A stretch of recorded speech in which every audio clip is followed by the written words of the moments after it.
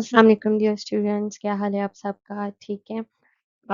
आज हम लोग जो न्यू टॉपिक स्टार्ट करने जा रहे हैं वो आप लोग के कोर्स में यूनिट 2 है which is human nervous system, right?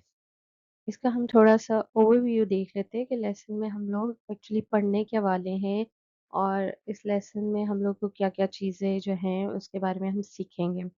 सबसे पहले हमें पता है कि हमारी बॉडी में क्या है ऑर्गन्स हैं और हर ऑर्गन का जो है कोई ना कोई रोल है, कोई ना कोई काम जो है वो कर रहा है जैसे भी उसकी रिक्वायरमेंट है। ऑर्गन्स जो है अपनी ड्यूटीज़ जो है प्रिसाइज़ली अच्छे तरीके से एक दूसरे के साथ हार्मनी में जो है वो प्ले कर रही हैं। हर किसी का हर ऑर्गन का दूसरे ऑर्गन के साथ क्या होता है लिंक होता है जिसकी वज़ह से वो अच्छे से अपनी ड्यूटी को परफॉर्म कर सकता है। फॉर एग्ज़ाम्पल हार्ट रेट और ब्रीदिंग को देख लें, ठीक है? ये दोनों आपस में जब काम करती हैं, तो आप अगर जब एक्सरसाइज़ कर रहे होते हैं, तो आप लोग ज़्यादा साँस जो है वो लेते हैं, ज़्यादा ब्रीथ करते हैं। उसकी वज़ह से क्या होता है, जो आपका हार्ट रेट होता है, वो इंक्रीज़ होता है, ताकि जो आपकी मसल्स की एनर्जी की रिक्वायरमेंट्स हैं, वो पूरी हो सकें। तो इसमें जो है 3 और 4 चीज़ें हैं जो एक साथ में एक्ट कर रही हैं।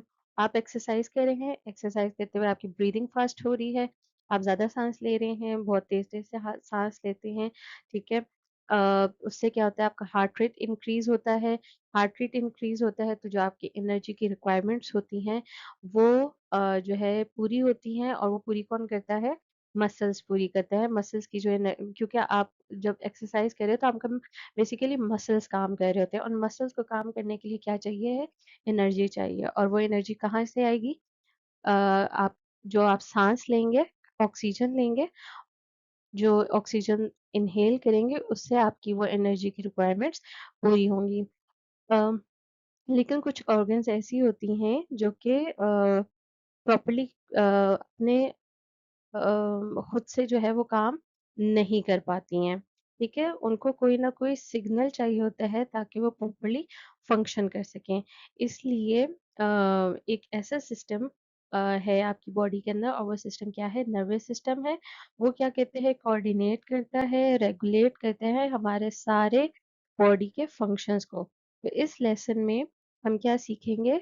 ह्यूमन नर्वस सिस्टम के बारे में सीखेंगे कि अगर हमारे ऑर्गन्स प्रॉपर्ली खुद से काम नहीं कर पा रहे हैं, तो और उनको क्या चाहिए, कोई सिग्नल चाहिए है जिसकी मदद से वो काम प्रॉपर्ली फंक्शन करेंगे, तो वो फंक्शन किस तरह से ह्यूमन नर्वस सिस्टम करवाता है उन ऑर्गन से, वो हम इस चीज़ के अंदर सीखेंगे। हमारे इसके अंदर कुछ लर्निंग ऑब्जेक्टिव्स जो हैं, सबसे पहले ये कि हम ऑर्गन्स को आइडेंटिफाई करेंगे कि ह्यूमन नर्वस सिस्टम में कौन-कौन सी ऑर्गन्स हैं, उनके क्या फंक्शन हैं, फिर उनके क्या प्रोसेसेस हैं।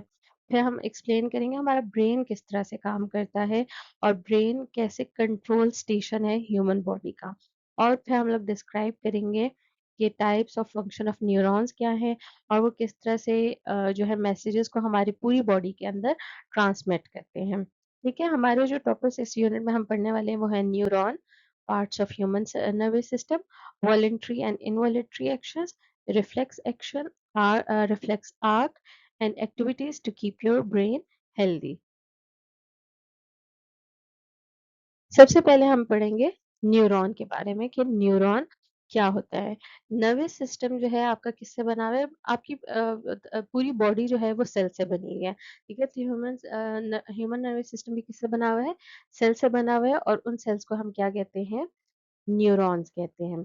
ठीक है? न्यूरॉन क्या करता है? इसका क्या फंक्शन होता है कि ये कंडक्ट करता है मैसेजेस को in the form of electric signals जिनको हम क्या कहते हैं? नर्व इम्पल्सेस कहते हैं। न्यूरॉन्स क्या करते हैं?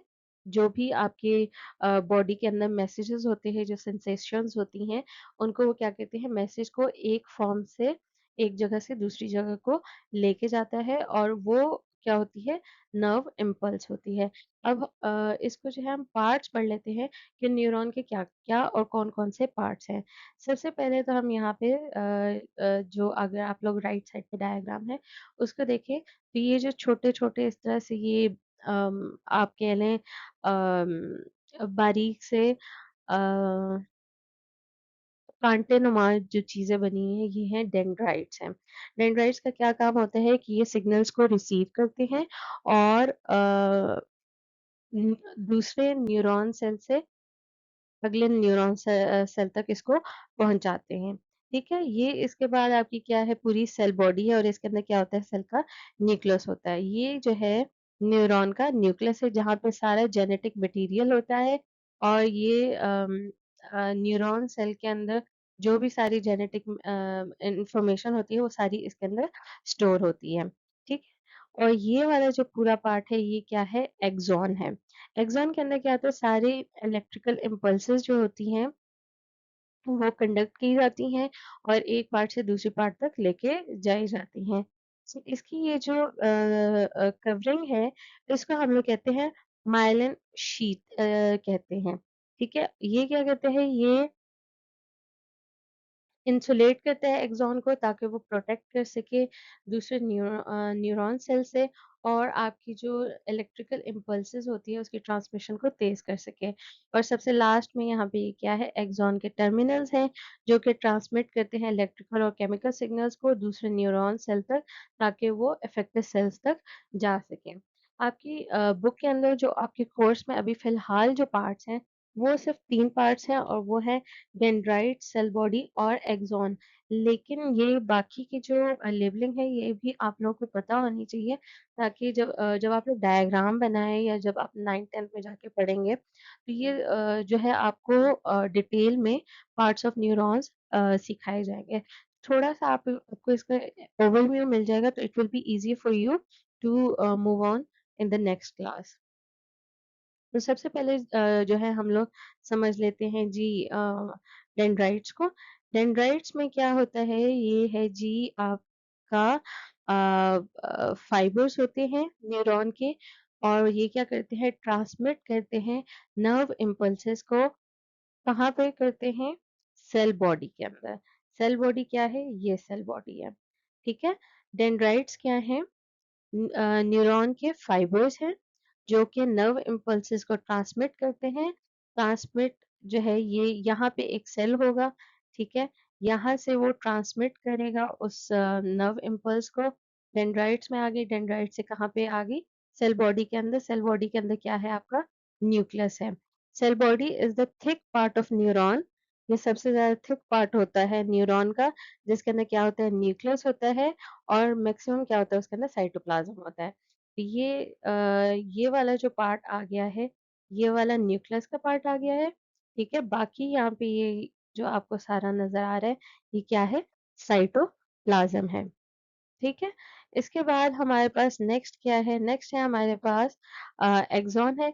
एक्सॉन में हमारे पास क्या है? ये भी अगेन न्यूरॉन का फाइबर है और ये क्या करता है?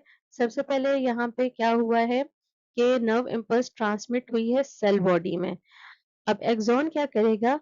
सेल बॉडी से लेके जो है नर्व इम्पल्सेस वो बाकी दूसरे न्यूरॉन सेल्स में या अफेक्टेड सेल्स में लेके जाएगा ठीक है डेंड्राइट्स में और एक्सॉन में बस यही फर्क है जो कि आप लोगों को सीखना है सबसे पहले क्या है डेंड्राइट्स का जो फंक्शन है वो ये है कि नर्व इम्पल्सेस को वो सेल बॉडी के अंदर लेके आएगा और एक्सॉन का क्या काम है कि वो नर्व इम्पल्सेस को सेल बॉडी से लेके कहाँ पे लेके जाएगा to the other neuron cells और इफेक्टर सेल्स और सेल बॉडी का क्या काम है कि क्या इसके अंदर जो है जितनी भी नर्व इम्पल्सेस है वो सारी स्टोर होंगी और जो भी उसका डिसीजन लेना होगा वो डिसीजन लिया जाएगा और फिर एक्सॉन की तरफ उसको ट्रांसमिट कर दिया जाएगा और उसके बाद जो है नेक्स्ट न्यूरॉन सेल के अंदर ये जो नर्व इम्पल्सेस हैं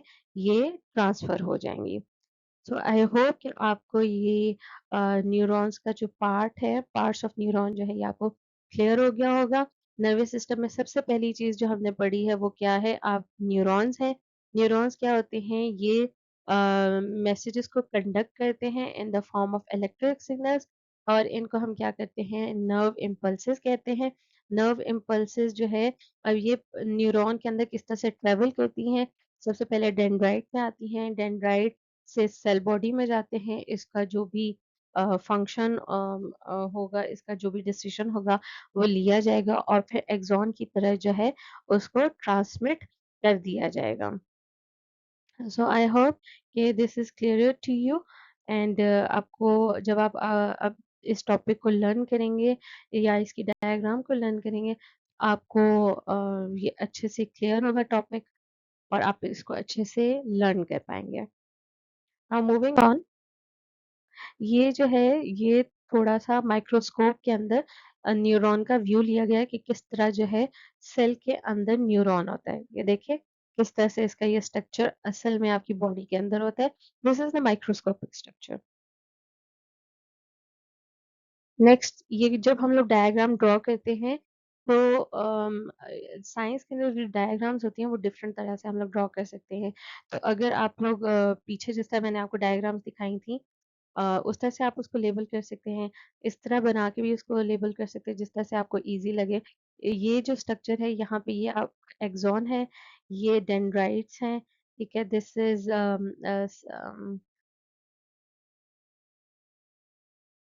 दिस इज़ न्यूक्लियस, ठीक है? और यहाँ पे ये सारा क्या है, ये साइड पे साइटोप्लाज्म है। This is the upper covering of this is a mild sheath, ठीक है? So I hope this is clear to you. Moving on, ये थोड़ा-सा और क्लियरर व्यू है। ये आप लोग देखिए ये जो लास्ट पार्ट है, अब वो लेफ्ट राइट का बस है कि आप लोग लेफ्ट साइड पे भी इसको बना सकते हैं, राइट साइड पे भी बना सकते हैं या इवन अगर आप उसको स्ट्रेट वर्टिकल स्ट्रक्चर बनाना चाहते हैं लेबलिंग में तो आप वो भी बना सकते हैं। These are the dendrites, this is the nucleus part and this is the axon. यहाँ पे भी अगर आप ये देखें, ये साइटोप्लाज़्म को इन्होंने डिनोट कर दिया कि साइटोप्लाज़्म किस तरह से है। The main portion is nucleus, ये डेंड्राइट्स है, दिस इज़ माइन शीथ, ये वाला जो पूरा पोर्शन है, ये क्या है? एक्सॉन का है और ये क्या है? एक्सॉन के टर्मिनल्स हैं। तो अभी मैंने आपको डिफरेंट डायग्राम्स के थ्रू ये टॉपिक जो है थोड़ा-सा आपको अच्छे से डिटेल में बता दिया है ताकि आपको इसको लर्न करने में आसानी रहे। अब हम पढ़ लेते हैं टाइप्स ऑफ न्यूरॉन। पहले हमने पार्ट्स ऑफ न्यूरॉन समझे कि किस तरह से न्यूरॉन डिवाइडेड है, कि क्या-क्या पार्ट्स हैं उसके। अब हम न्यूरॉन की क्या पढ़ेंगे? टाइप्स पढ़ेंगे कि न्यूरॉन की कितनी टाइप्स हैं और उन टाइप्स का आगे क्या फंक्शन है। सेंसरी न्यूरॉन सबसे पहली टाइप है। सेंसरी न्यूरॉन का काम होता है कि ये नर्व इम्पल्स को ट्रांसमिट करता है रिसेप्टर से, कहाँ पे? सेंट्रल नर्वस सिस्टम में। तो सबसे पहले हम नर्व इम्पल्स हमने समझ लिया कि ये क्या है? इलेक्ट्रिकल सिग्नल्स हैं, ठीक है? अब ये रिसेप्टर क्या है? रिसेप्टर क्या है? हमारे सेंस ऑर्गन्स हैं जो कि स्टिमुलस को रिसीव करते हैं। जिसमें हमारी 5 सेंसेस सारी आ जाती है, eyes, nose, ears, hands and then tongue, ठीक है? आपकी 5 सेंसेस हैं, कौन-कौन सी सेंसेस हैं? साइट की, स्मेल की, हियरिंग की, टच की, टेस्ट की। तो ये सारी 5 सेंसेस जो हैं, ये आपकी क्या हैं? रिसेप्टर्स हैं। अच्छा, इसके अंदर एक हमने ये वर्ड पढ़ा है स्टिमुलस। स्टिमुलस क्या होता है? Stimulus any change in environment which has some influence on living organism. अच्छा, अब ये स्टिमुलस कैसे आपको कैसे पता चलेगा कि एनवायरनमेंट में कोई चीज़ चेंज हो रही है? इसमें इस तरह से नहीं है, कोई भी ऐसी चीज़ जो आपके सामने पड़ी हुई है जिसको आप देख रहे हैं, दैट इज़ स्टिमुलस। कोई भी ऐसी चीज़ जिसको आप टच कर रहे हैं, दैट इज़ स्टिमुलस। कोई भी ऐसी चीज़ जो आपके सेंसरी ऑर्गन्स को इफ़ेक्ट करती है कि आप उसको टच करें या आप उसको सुनें या आप उसको स्मेल करें या आप उसको देखें, ठीक है? या आप उसको टेस्ट करें। तो वो क्या है? स्टिमुलस है, ठीक है? अब इफ़ेक्टर क्या है? इफ़ेक्टर जो है आपका कोई भी मसल या ग्लैंड, ठीक है? जिसको आप रिसेप्टर ने टच किया है या देखा है या टेस्ट किया है या नोज़ से उसको स्मेल किया है, तो ऐसी कोई भी ऑर्गन जो आपको जब आप किसी भी चीज़ को देखते हैं, सुनते हैं, अ खाते हैं, टेस्ट करते हैं या टच करते हैं, तो इसके रिस्पॉन्स में आपकी जो बॉडी के जो ऑर्गन्स हैं, जो मसल्स हैं, वो कोई रिएक्शन देते हैं, तो वो क्या होता है? इफेक्टर होता है। फॉर एग्ज़ाम्पल इसकी एग्ज़ाम्पल मैं अगर आपको इस तरह से समझा सकूँ, कोई भी चीज़ गरम है, ठीक है? आपकी जो रिसेप्टर ऑर्गन्स हैं, कौन-सी हैंड की जो ऑर्गन है, ठीक है? उसने आपको अट्रैक्ट किया और आपने कहा कि यार मैं इस चीज़ को छू के देखूँ। आपने उस स्टिमुलस को क्या किया, टच किया है, ठीक है? टच करने के बाद थोड़ी देर के बाद आप हाथ हटा लेते हैं। आपका ब्रेन आपको बताता है कि जो है ये चीज़ गरम है, अपना हाथ पीछे कर लो, ठीक है? वरना हाथ जल जाएगा, ठीक है? ये विदिन सेकंड्स होता है, तो इसलिए हम लोगों को इस चीज़ का जो है वो आइडिया नहीं होता है। कि इतनी जल्दी ये चीज़ काम कर रही है।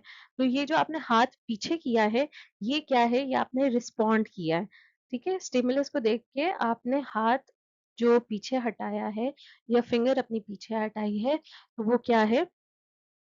आपने उसको उस स्टिमुलस के अगेंस्ट रिस्पॉन्ड किया है, तो वो क्या है? इफेक्टर है, ठीक है? वो आपका कोई भी मसल या ग्लैंड हो सकता है, ठीक है? या आपने कोई चीज़ खाई है, आपको कड़वी लगी है, तो आपका ब्रेन कहता है कि यार इसको मुँह से निकाल के फेंक दो। तो ये जो आप रिस्पॉन्ड करेंगे, ये आपके इफेक्टर्स जो ऑर्गन्स हैं, वो उसके अगेंस्ट रिएक्ट कर रही हैं, तो वो क्या है? इफेक्टर हैं। ठीक है?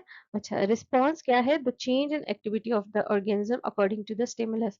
जब कोई भी स्टिमुलस जो है वो आपको अच्छा लगता है या बुरा लगता है और इसका आप रिस्पॉन्स देते हैं, उसके अगेंस्ट रिएक्ट करते हैं, ज़ाहिर बात है क्या किया जाता है, जो भी आप एक्टिविटी कर रहे हैं ना, मतलब आपको आपने किसी चीज़ को टच कर लिया है, ठीक है? आपको लगा कि ये गरम है, ठीक है? आपने हाथ को पीछे हटा लिया है, इफेक्टर्स के थ्रू आपने हाथ पीछे हटा लिया है, लेकिन हम उसको कहते हैं आपने इसके अगेंस्ट क्या दिया है, रिस्पॉन्स दिया है। ठीक है? तो ये 4 जो अ, वर्ड्स हैं, ये हम इस पूरे चैप्टर में यूज़ करेंगे।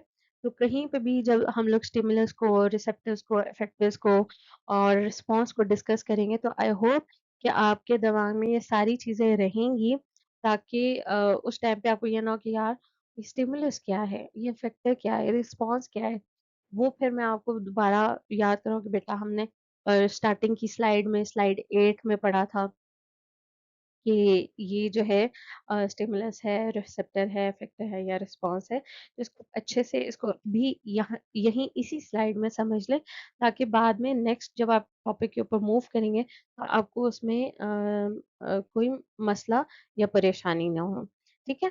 अच्छा, तो हम लोग डिस्कस कर रहे थे सबसे पहले स्टिमुलस, कि कोई भी एनवायरनमेंट के अंदर कोई भी जो चेंज होता है, जो कि आपके ऑर्गन्स को अट्रैक्ट करता है कि आप जाकर उसको कुछ इन्फ्लुएंस करें या उसको देखें, उसको सुनें या उसको टेस्ट करें, ठीक है? और वो जो ऑर्गन्स आपको उसकी तरफ अट्रैक्ट करती है, वो कौन-सी ऑर्गन्स होती है? रिसेप्टर्स होती हैं। उसके अगेंस्ट आप जो भी कोई रिएक्शन देते हैं, रिस्पॉन्ड करते हैं, तो वो आप किसके थ्रू रिस्पॉन्ड करते हैं? वो अपने मसल या ग्लैंड के थ्रू, उनको हम इफेक्टर्स कहते हैं। और जो भी आप कोई भी एक्टिविटी करते हैं स्टिमुलस को देख के, तो वो आपका क्या होता है? रिस्पॉन्स होता है। तो हम लोग डिस्कस कर रहे थे types of neuron. Type of neuron में कोई भी रिसेप्टर, ठीक है? उससे आपकी जो नर्व इम्पल्सेस हैं, वो ट्रांसमिट होती हैं और कहाँ पे जाती हैं? सेंट्रल नर्वस सिस्टम में। मोटर न्यूरॉन्स जो हैं, वो क्या करेंगी? जो सेंट्रल नर्वस सिस्टम में आपका नर्व इम्पल्स चला गया है, वो वहाँ से लेके उसको इफेक्टर्स तक लेके जाएँगे। और इंटर न्यूरॉन्स का क्या काम होता है कि वो सेंसरी न्यूरॉन से मोटर न्यूरॉन्स तक नर्व इम्पल्सेस को लेके जाता है। ठीक है? तभी इसको क्या कहा जाता है? These are neurons of the central nervous system. इसका क्या काम होता है कि ये नर्व इम्पल्सेस को ट्रांसमिट करता है from sensory neurons to motor neurons. अब इसकी यहाँ पे डायग्राम भी राइट साइड पे मैंने बनाई है, अम, कि ये क्या है? ये आपका ये वाला जो पोर्शन, ये वाले जिसको मैं हाइलाइट कर रही हूँ, this is the sensory neuron, ठीक है? यहाँ पे ये स्टिमुलस जो है, इसने इसको देख लिया है, अब इसको लेके कहाँ पे लेके जाएगा? मोटर न्यूरॉन में लेके जाएगा। ये यहाँ से कहाँ जाएगा? मोटर न्यूरॉन में जाएगा। मोटर न्यूरॉन का स्ट्रक्चर देख लें, थोड़ा-सा इस तरह का होता है, ये अम, जैसे हम लोग ये पहले हम लोगों ने डिस्कस किया था, तो वो हम लोगों ने बेसिकली मोटर न्यूरॉन का, कि ये डेंड्राइट्स हैं, न्यूक्लियस है, एक्सॉन टर्मिनल्स हैं। यहाँ पे जो सेंसरी न्यूरॉन है, इसमें जो न्यूक्लियस है वो यहाँ पे होता है, यहाँ पे डेंड्राइट्स हैं, यहाँ पे एक्सॉन टर्मिनल्स हैं और ये पूरा एक्सॉन है। अब जो इंटरन्यूरॉन है उसका सेकेंडरी नेम जो है रिले न्यूरॉन भी होता है। इसका स्ट्रक्चर कुछ इस तरह से, ये न्यूक्लियस है, ये डेंड्राइट्स हैं और ये एक्सॉन टर्मिनल है। तो अब यहाँ यहाँ से यहाँ तक यहाँ से मोटर न्यूरॉन तक जो नर्व इम्पल्सेस को लेके जाएगा वो कौन लेके जाएगा? ये इंटर न्यूरॉन लेके जाएगा। So I hope this is clearer to you. Diagrams की मदद से आपको और ज़्यादा क्लियर हो चुका होगा। So I hope this topic of types of neurons is more clear to you now. So we will move on to the next topic.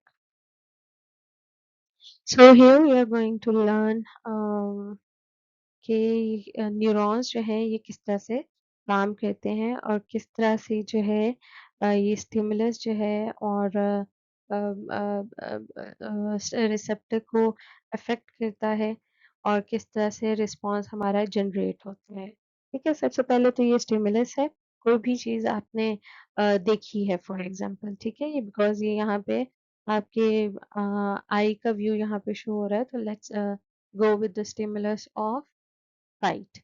ठीक है, आपने यहाँ पे कोई चीज़ देखी है, आप वो फ़ौरन जो है उसका व्यू जो है आपकी आँखों ने देखा है उसको, ठीक है? और वो मैसेज जो है, पिक्चर जो है वो कन्वे जो है सेंसरी न्यूरॉन कहाँ पे लेके जा रहा है?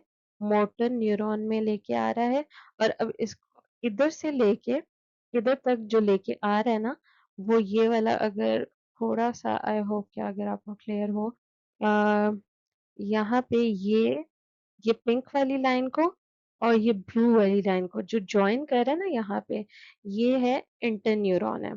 क्योंकि ये सेंसरी न्यूरॉन से अफेक्टिव न्यूरॉन तक लेके जा रहा है। सेंसरी न्यूरॉन से अफेक्टिव न्यूरॉन तक ये जो न्यूरॉन लेके जा रहा है this is the inter neuron, ठीक है? तो अच्छा जी, अब यहाँ पे अफेक्टर से पिक्चर जो है किसी भी स्टिमुलस की गई है आपकी आँखों में और आँखों से जो है वो कहाँ पे जा रही है सेंसरी न्यूरॉन्स जो हैं वो उसको लेके मोटर न्यूरॉन्स में लेके जा रहे हैं। आपकी आँखें कह रही हैं कि फॉर एग्ज़ाम्पल ये फूल बहुत अच्छा लग रहा है, आप इसको तोड़ लें। तो आप उसका इफ़ेक्ट क्या होगा? वो इफेक्टर्स ने देख लिया, आपको इतना अच्छा लग रहा है कि आपने जाके वो फूल तोड़ लिया, तो वो फूल तोड़ना क्या हुआ? आपका रिस्पॉन्स हुआ, राइट? सो आई होप कि ये थोड़ा-सा जो आपका टॉपिक है, ये आपको क्लियर हो चुका होगा कि आपका किस तरह से रिस्पॉन्स जो है वो जनरेट होता है, किस तरह से स्टिमुलस जो है वो देखा जाता है और किस तरह से आपके सेंसरी और मोटर न्यूरॉन्स जो हैं, ये काम करते हैं। अच्छा जी, अब ये न्यूरॉन्स जो हैं ये they can be damaged by pressure. अगर आप किसी भी चीज़ ब मतलब न्यूरॉन्स आपकी पूरी बॉडी के अंदर हैं, ठीक है? तो अगर किसी बॉडी पार्ट के ऊपर आपको बहुत ज़्यादा ज़ोर से प्रेशर पड़ता है या बहुत ज़्यादा खिंचाव उस पे पड़ता है या फॉर एग्ज़ाम्पल आप कोई भी चीज़ काट रहे होते हैं तो कटिंग के थ्रू जो है भी ये कट सकते हैं न्यूरॉन्स, ठीक है? An injury to a neuron किसी किसी भी न्यूरॉन को अगर इंजरी हो जाती है तो वो उस साइड के जो सिग्नल्स हैं वो आपके ब्रेन तक नहीं लेके जाए जा सकते ठीक है फॉर एग्जांपल आपका हाथ जो है वो खाना काटते हुए छुरी लग गई है आपको ठीक है तो वो न्यूरॉन इंजर हो गया है अब वहां से आपको पता तो चल गया है कि आप जो है उँगली कट गई है, आपने जो है उसके ऊपर पट्टी भी बाँध दी है, लेकिन जब तक वो सेल्स और न्यूरॉन्स हील नहीं होते हैं, तो तब तक आप जो है आप वहाँ पे सेंसेशन फ़ील नहीं कर पाएँगे, ठीक है?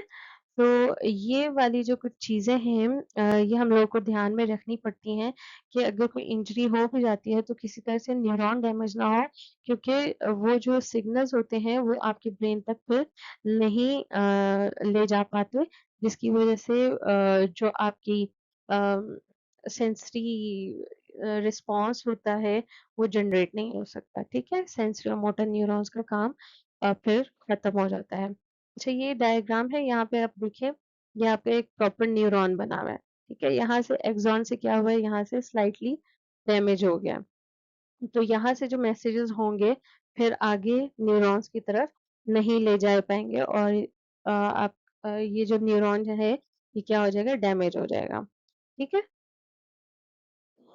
अ, अब सिम्पटम्स क्या हैं कि किस तरह से जो है अगर नर्व्स को डैमेज हो जाती हैं आपकी, तो उसका आपको क्या सिम्पटम होगा कि आपकी नर्व जो है वो डैमेज हो गई हुई है, ठीक है। सबसे पहले क्या होगा कि अगर बहुत ज़्यादा कहीं पे जो है वो डैमेज हुई है नर्व्स, तो लॉस ऑफ मूवमेंट हो जाएगी, उस जगह पे आपकी मूवमेंट नहीं हो पाएगी, ठीक है, क्योंकि आपको समझ ही नहीं आया कि ब्रेन विल स्टॉप वर्किंग, वहाँ पे जो है आपका न्यूरॉन्स जो है वो काम नहीं कर रहे होंगे, ठीक है, वहाँ पे सेंसेशन नहीं होगी आपको, अगर वहाँ पे कोई हाथ लगा भी रहा होगा, आपको वो पता नहीं चलेगा, उसको फीलिंग नहीं आएगी, ठीक है। पेन होगी आपको, कोई ऐसे चुभने वाली सेंसेशन होगी, ठीक है। और अगर सांस की सेंस ऑफ स्मेल की साइड पे कहीं पे आपकी नर्व्स डैमेज हो जाती हैं, तो फिर आपको ब्रीदिंग करने में भी डिफिकल्टी होगी। तो you have to take care of your body a lot, ताकि आपके नर्व्स जो हैं, न्यूरॉन्स जो हैं, वो किसी तरह से डैमेज ना हो। So this is the whole summary of all this what we are talking about, the nervous system के आपका क्या है, यहाँ पे ये जो ब्रेन है और ये जो आपका स्पाइनल कॉर्ड है, ये क्या है, ये आपका सेंट्रल नर्वस सिस्टम है, ठीक है। तो बाकी जो आपकी बॉडी के अंदर ये जो वेन्स जा रही हैं, this is PNS means peripheral nervous system. ये आपके सेंट्रल नर्वस सिस्टम को आपके मसल और ऑर्गन से क्या करता है, कनेक्ट करता है to the muscles and organs, ठीक है। ये मसल्स एंड ऑर्गन्स जो हैं ये आपकी सारी होती हैं, इनमें जो नर्व्स होती हैं ये सारी कौन सी होती हैं, पेरिफेरल नर्वस सिस्टम होता है।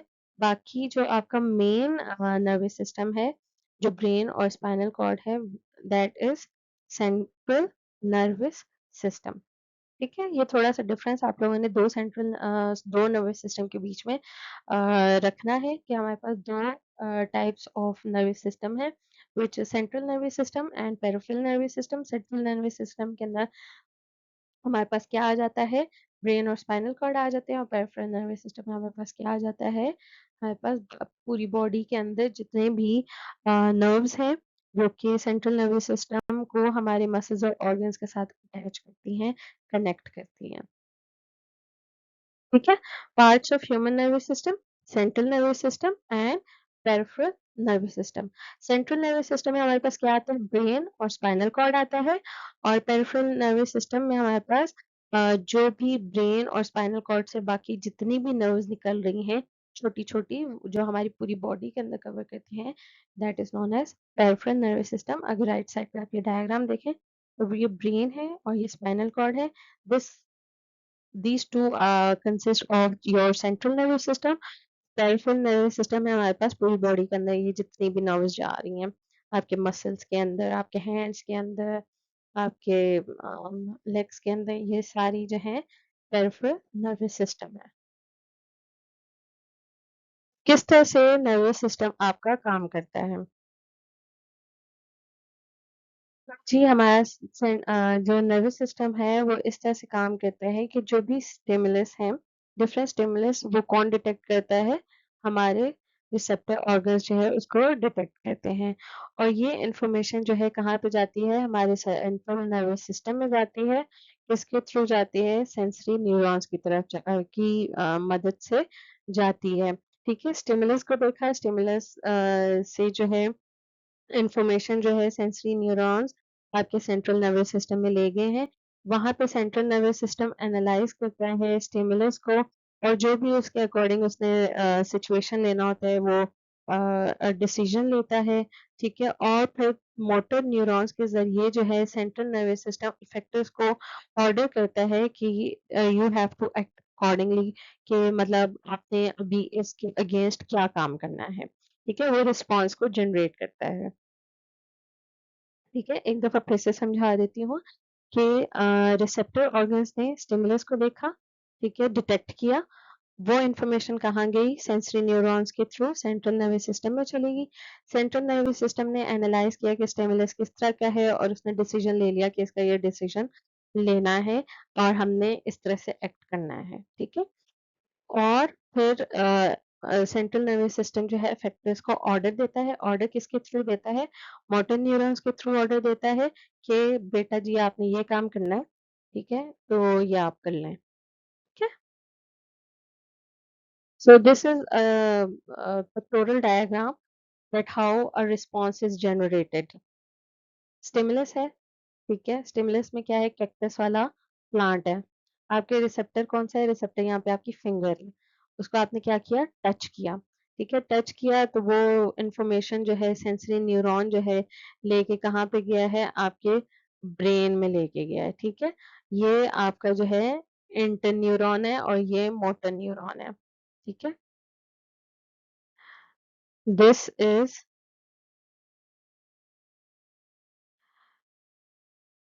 this is your sensory neuron and this is your motor neuron, ठीक है?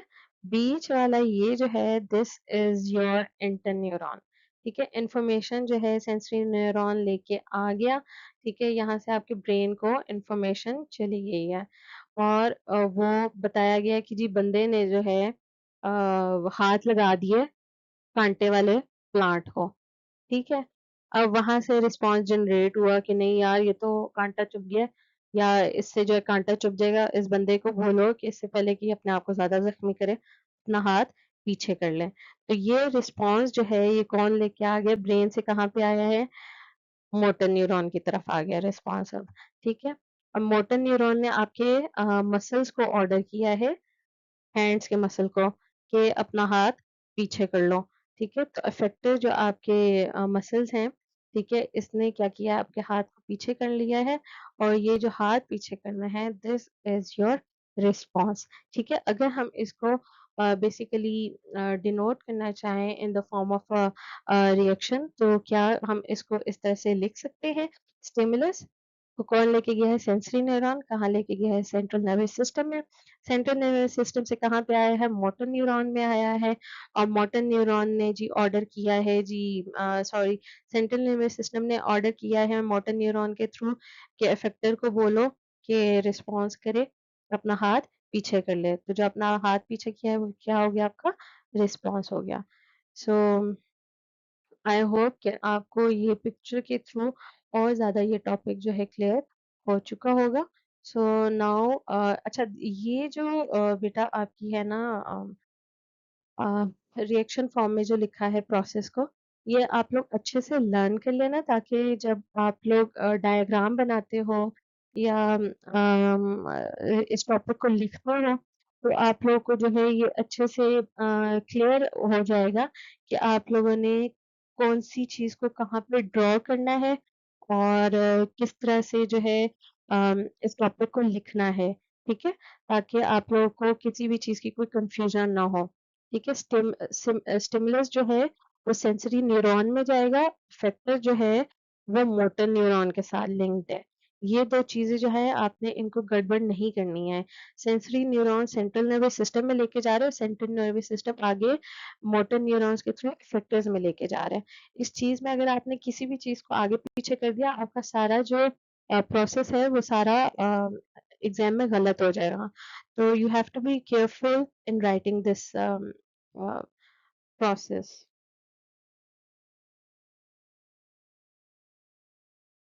So moving on, now we are going to discuss the main topic of this unit. ठीक है ये आप जब तक आप साइंस पढ़ रहे हैं ना तब तक आपका ये टॉपिक जो है ना ये आप अपनी पूरी जिंदगी पढ़ते रहेंगे ठीक है so from the very beginning आपको ये टॉपिक बेसिक लेवल से समझ आ जाना चाहिए ताकि आगे जाके जब आप 9th 10th में या आगे फर्स्ट ईयर सेकेंड ईयर में साइंस रखते हैं तो आप लोगों को अगर बेसिक इस चीज़ का नहीं समझ आया हुआ होगा, तो बाकी जब आगे डिटेल जाके आप इसकी स्टडी करेंगे, तो आपको कभी भी ये चीज़ जो है पूरी ज़िंदगी समझ में नहीं आएगी, ठीक है? So you have to learn from the basic. आपको उसका जो कॉन्सेप्ट है, वो अभी से समझ लेना चाहिए ताकि आगे जाके जब आप इस टॉपिक को पढ़ें, तो आपको ये ना हो कि यार पिछली क्लास में अच्छे से पढ़ लेते तो अभी ये समझ आ जाता। क्योंकि आगे के जो टीचर्स होंगे वो आपको उस लेवल से पढ़ाएँगे, आपको बेसिक से नहीं पढ़ाएँगे। सो बेसिक आपको इसी क्लास में जो है वो समझनी है, उसका कॉन्सेप्ट इसी क्लास में लेना है, ठीक है? तो सबसे पहली चीज़ ब्रेन की क्या है कि ब्रेन जो है कहाँ पे होता है? आपके ह्यूमन स्कल के अंदर होता है। आपका जो स्कल है, वो आपके ब्रेन को प्रोटेक्ट करता है। ताकि जो है अच्छे से वो फंक्शनिंग करता रहे। ठीक है? ब्रेन के क्या है 3 मेन पार्ट्स हैं। कौन-कौन से मेन पार्ट्स हैं? Fore brain, mid brain, hind brain. This is the diagram. Simple सी डायग्राम मैंने ढूँढी है आप लोगों के लिए ताकि हम लोग जो है ये 3 पार्ट्स जो है वो ही इसके अंदर अभी इस स्लाइड के अंदर समझ लें। ये जो पूरा पोर्शन है ठीक है? ये क्या है आपका फोरब्रेन है। ये छोटा-सा जो पॉइंट आ जाता है ना, ये आपका क्या है? मिड ब्रेन है, ठीक है? और ये जो थर्ड आपको डिफरेंट कलर में येलोइश कलर में नज़र आ रहा है, this all is your hind brain, ठीक है? अब ये फोरब्रेन, मिड ब्रेन और हाइंड ब्रेन को हम लोग अलग-अलग से डिस्कस करेंगे ताकि हमें अच्छे से ये चीज़ जो है समझ आ जाए ब्रेन की। सबसे पहले हम समझेंगे जी फोरब्रेन को। फोरब्रेन देखें जी ये आपका कहाँ पे होता है? ये बंदे की आँख है, ठीक है? आप कह लें लेफ्ट साइड है, ठीक है? और ये आपका जो है क्या है? फोरब्रेन है, ठीक है? अब इस फोरब्रेन को क्या है इसको आगे ये डिवाइडेड है आपका सेरेब्रम में, थैलेमस में और हाइपोथैलेमस में, ठीक है? यहाँ पे हम देख लेते हैं डायग्राम में। This whole portion is your cerebrum. यहाँ पे ये जो ग्रीन पोर्शन आपको नजर आ रहा है दिस इज योर थैलेमस। ये पर्पल कलर में हाइपोथैलेमस और ये जो है ये है ब्रेन स्टेम। ठीक है कि ये बाकी जो मैसेज वगैरह होते हैं स्पाइनल कॉर्ड की तरफ ये ब्रेन स्टेम लेके जाता है। ठीक है तो ये अच्छे से डायग्राम के थ्रू समझ लें। दिस इज योर सेरेब्रम के फंक्शंस जो है वो हम आगे समझते हैं लेकिन कहाँ पे अभी फिलहाल इसका स्ट्रक्चर किस तरह से है ये आप लोगों को अभी समझना है, ठीक है? Cerebrum, thalamus, hypothalamus, brain stem. Clear हो गया? नेक्स्ट चलते हैं जी सेरेब्रम की तरफ। अब हम समझेंगे कि व्हाट इज सेरेब्रम। ठीक है? सबसे पहले हमने क्या पढ़ा? फोरब्रेन में क्या है? सेरेब्रम है, थैलेमस है, हाइपोथैलेमस है। तो इन 3 चीज़ों को हम भी जो है डिस्कस करेंगे। सेरेब्रम सबसे पहले डिस्कस कर लेते हैं। सेरेब्रम में हमारे पास ये जो लार्जेस्ट पोर्शन आ रहा है ना, दिस इज सेरेब्रम। सेरेब्रम क्या है? आपकी ब्रेन का सबसे लार्जेस्ट रीजन है। इसका क्या काम है? ये रिस्पॉन्सिबल होता है जो भी आपके ब्रेन के हायर फंक्शंस होते हैं, इसको इन फंक्शंस को करने का कौन ज़िम्मेदार है? सेरेब्रम ज़िम्मेदार है। ये डिवाइड हो जाता है आगे राइट हेमिस्फीयर में एंड लेफ्ट हेमिस्फीयर में। अब ये किन-किन चीज़ों में काम करता है? आपको कॉन्शियस रहने में, आपकी मेमोरी इंटेलिजेंस क्या आप कितने ज़्यादा इंटेलिजेंट हैं, कितनी चीज़ों को अच्छे से लर्न कर सकते हैं, कितनी देर तक वो जो मेमोरी है वो आपके माइंड में रहती है, ठीक है? ये सारी आपके सेरेब्रम में स्टोर होती है। कितनी जल्दी आप किसी भी चीज़ को लर्न करते हैं, फिर अगर आपको किसी भी चीज़ की रीज़निंग देनी है, कैसे अच्छे से दे पाते हैं, आपकी पर्सनैलिटी को डेवलप करने में सेरेब्रम बहुत ज़्यादा इम्पोर्टेंट है। फिर आपके इमोशंस आप खुश हो रहे हैं अपसेट हो रहे हैं, आपकी विल पावर कितनी स्ट्रांग है, ये सारी चीज़ें जो है इसका रिस्पॉन्सिबल जो होता है आपका सेरेब्रम होता है, ठीक है? अच्छा जी, अब ये चीज़ जो बहुत ज़्यादा इम्पोर्टेंट है आप लोगों के लिए, इसको हमने बहुत अच्छे से समझना है। जो आप लोगों की बॉडी का ये अगर आप लोगों का राइट पोर्शन है, ठीक है? तो राइट सेरेब्रल हेमिस्फीयर आपकी लेफ्ट बॉडी को कंट्रोल करता है, ऑपोजिट साइड को। राइट सेरेब्रल हेमिस्फेयर आपकी लेफ्ट साइड की बॉडी को कंट्रोल करता है और जो लेफ्ट सेरेब्रल हेमिस्फेयर है वो आपकी राइट बॉडी को कंट्रोल करता है, ठीक है? अपोजिट डायरेक्शन को ये दोनों कंट्रोल करते हैं। राइट साइड लेफ्ट बॉडी को कंट्रोल करता है, left side right side of your body को कंट्रोल करता है, ठीक है? थैलेमस, थैलेमस जो है ये यहाँ पे ये देख लें, ये छोटा सा पोर्शन है, ये ऊपर के आगे ये सारा सेरिब्रम है, इसके बाद आपका ये पोर्शन आ जाता है थैलेमस का। थैलेमस जो है ये आपकी किसी भी चीज को देखने का नजरिया, ठीक है, परसेप्शन नजरिया, ठीक है, उसको प्रोसेस करने में आपको हेल्प करता है। आपने किसी भी चीज को देख लिया, ठीक है, सेंसरी इंफॉर्मेशन आपने रिसेप्टर ऑर्गन से ले ली है, ठीक है, रिसीव कर ली है, और वो एक specific part of your cerebrum, it goes into your specific part of your cerebrum. अब उसको एनालाइज करना कि यार ये सेरेब्रम की कौन सी पार्ट में जाना चाहिए, इमोशंस वाले पार्ट में जाना चाहिए, ठीक है, ये आपकी मेमोरी वाली पार्ट में जाना चाहिए, लर्निंग वाले पार्ट में जाना चाहिए, या आपके विल पावर की, तो ये सारा जो है उसको परसीव करने का काम जो होता है ये थैलेमस का काम होता है, ठीक है। या फॉर एग्जांपल आपको चोट लगी है, ठीक है, तो अब इसको परसीव करेगा, थैलेमस परसीव करेगा, वो कहेगा कि यार इसको इमोशन वाले उसमें भेज दो, इस बंदे को बताओ इसको चोट लगी है, इसने रोना है, ठीक है। तो ये परसीव करने का लाएमल जो सारा होता है ये थैलेमस का होता है, ठीक है। कि ये इसने इस बॉडी सेरेब्रम के इस पार्ट में इसने पहुंचाना है। अच्छा जी, नेक्स्ट हमारे पास है हाइपोथैलेमस। हाइपोथैलेमस का क्या काम होता है? ये आपके बॉडी टेम्परेचर को रेगुलेट करता है, आपकी एपेटाइट को, आपके वाटर बैलेंस को और ब्लड प्रेशर को, ठीक है? इसको ये कंट्रोल करता है कि आपकी बॉडी का टेम्परेचर कम ज़्यादा करना, ठीक है? आपको भूख लगना, ठीक है? आपकी बॉडी के अंदर वाटर को बैलेंस रखना, फिर आपका ब्लड प्रेशर जो है वो नॉर्मल रखना, ये सारा रेगुलेट करने का काम हाइपोथैलेमस का होता है। हाइपोथैलेमस जो है ये छोटा सा पोर्शन, ये आपका क्या हो गया? सेरेब्रम हो गया, ठीक है, ये वाला पोर्शन हमने सीखा कि ये थैलेमस है, उसके साथ ही यहाँ पे इस पोर्शन में क्या है? हाइपोथैलेमस है। इसका क्या काम होता है? ये आपके मूड को, इमोशंस को क्या करता है? कंट्रोल करता है। किस तरह के आपके मूड होते हैं, इमोशंस होते हैं, या तो गुस्सा आता है, या तो फेयर होता है, या आप किसी चीज की खुशी होती है, या गमगीन होते हैं हम किसी चीज के ऊपर, तो ये सारी चीजें जो है इनको कंट्रोल करने का काम हाइपोथैलेमस का होता है। कोई भी सारे इमोशंस एक साथ तो नहीं आ जाते ना आप लोगों के, स्पेसिफिक मूवमेंट्स पे, स्पेसिफिक सिचुएशन में कोई इमोशन जो है वो उभर के आता है, तो वो जो कंट्रोल करने का काम होता है, हमारे इमोशंस को जो कंट्रोल करता है वो हाइपोथैलेमस करता है। तो जी नेक्स्ट हमारे पास है मिड ब्रेन। मिड ब्रेन में क्या होता है, ये थोड़ा सा रिड्यूस्ड होता है ह्यूमन बींग्स के अंदर। तो अगर आप लोग ये राइट साइड पे जो डायग्राम है वो देखिए, तो फोर ब्रेन इतना बड़ा पोर्शन है, ठीक है, वो है, और इसके बाद यहाँ पे ये क्या है, ये आपका हाइंड ब्रेन है, ये आपका फोर ब्रेन है, और ये आपका क्या है, हाइंड ब्रेन है। अब ये ब्लू वाला पोर्शन जो आप लोगों को हाईलाइटेड नजर आ रहा है, ये क्या है, मिड ब्रेन है, छोटा सा। इसका क्या काम होता है कि ये आपके फोर ब्रेन को और हाइंड ब्रेन को आपस में लिंक करता है, ठीक है।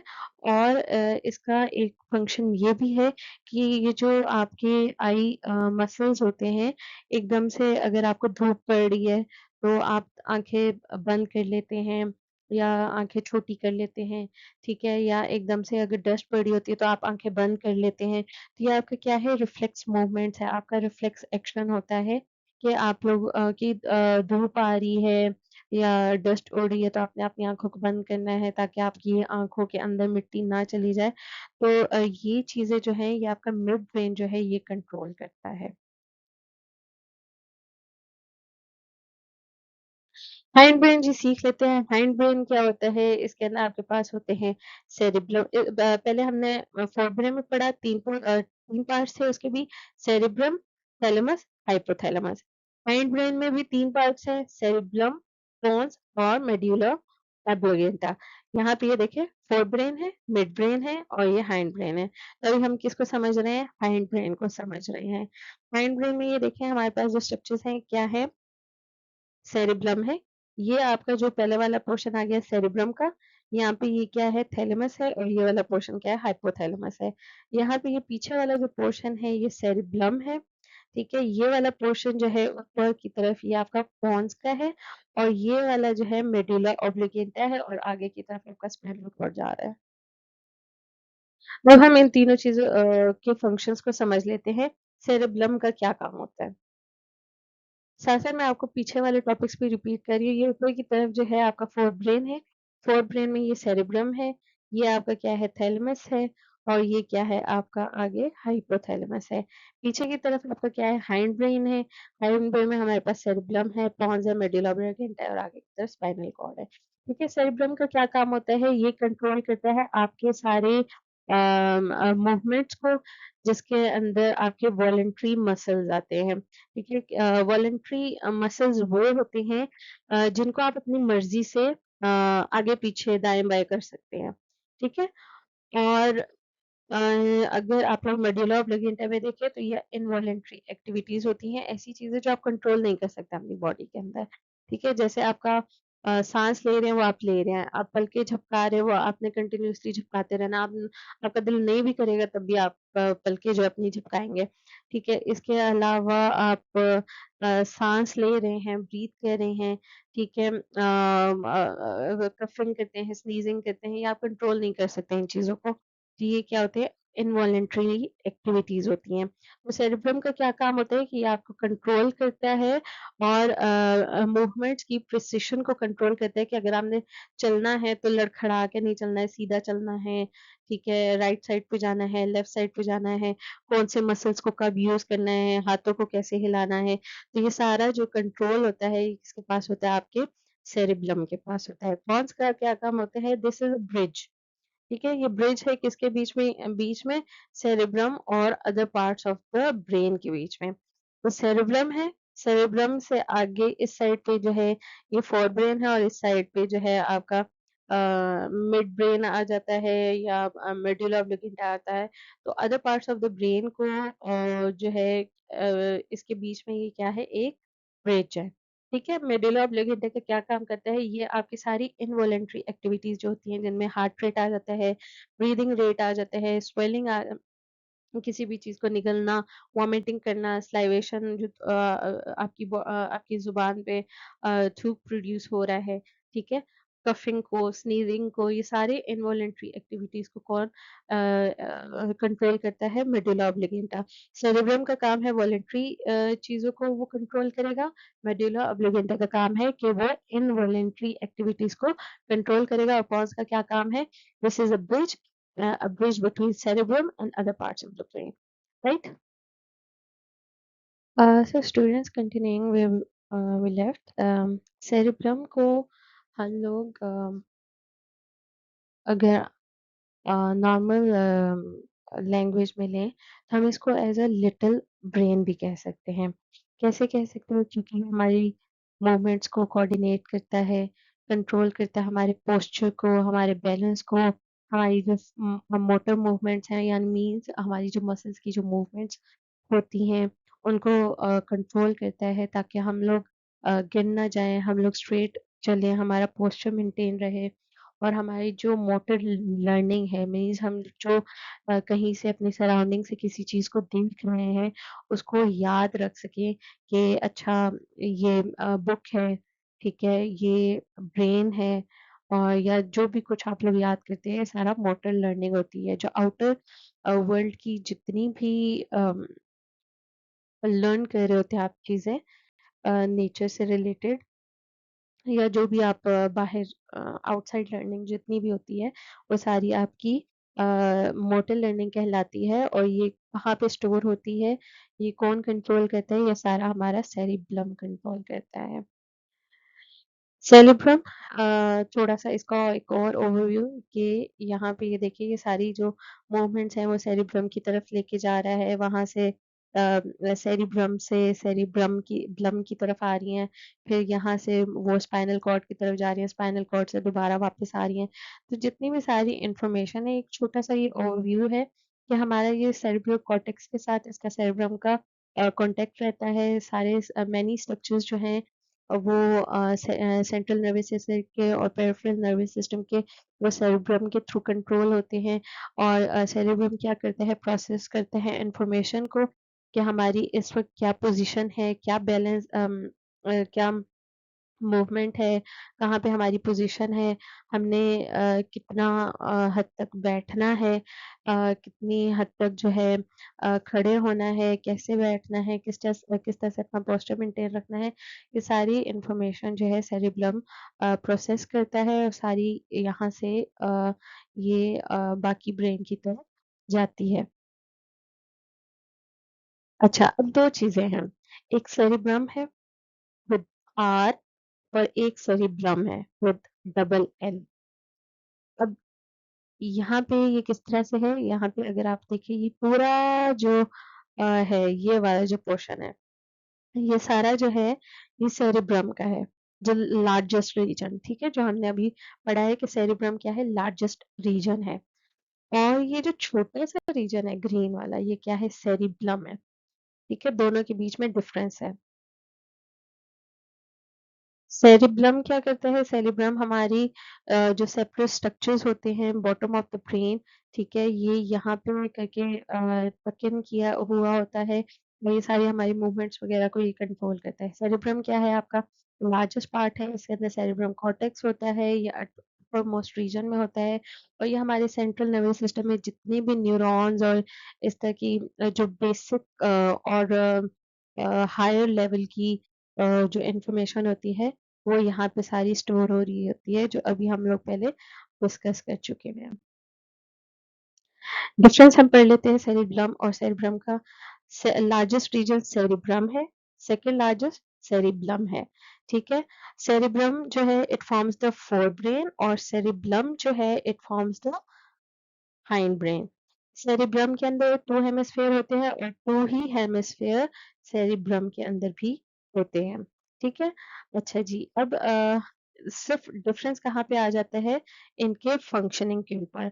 हमारे सेरिब्रम के अंदर जितनी भी सारी वॉलंटरी मूवमेंट्स होती हैं, इंटेलिजेंस होती है, मेमोरी होती है, ये सारी सेरिब्रम के अंदर कंट्रोल होती है और सेरिब्रम क्या करता है, सेरिब्लम ये कंट्रोल करता है आपकी प्रिसिशन को, कोऑर्डिनेशन को, एक्यूरेसी ऑफ टाइमिंग को, आपके पोस्चर को, आपकी मूवमेंट्स को, आपके बैलेंस को, ठीक है? ये सारी जो है सेरिब्रम ने कंट्रोल करनी होती हैं। तो ये डिफरेंस जो है ये आप लोगों ने अच्छे से याद रखना है इन दोनों के बीच में। अब हम कलेक्टिवली जो है ह्यूमन ब्रेन को डिस्कस कर लेते हैं, जो हम लोगों ने पीछे पढ़ा है उसको एक छोटा-सा समरी की सूरत में पढ़ लेते हैं। सबसे पहले हमने पढ़ा कि हमारा जो ब्रेन है it is protected by the skull. Cranium जो है हम स्कल को कहते हैं in the language of science, biological term है, ठीक है? अच्छा, इसके बाद सबसे पहले हमारा क्या आता है, फोर ब्रेन आता है। फोर ब्रेन में हमारे पास क्या है, सेरिब्रम है, थैलेमस है और थैलेमस है। सेरेब्रम है, थैलेमस है, हाइपोथैलेमस है, ठीक है?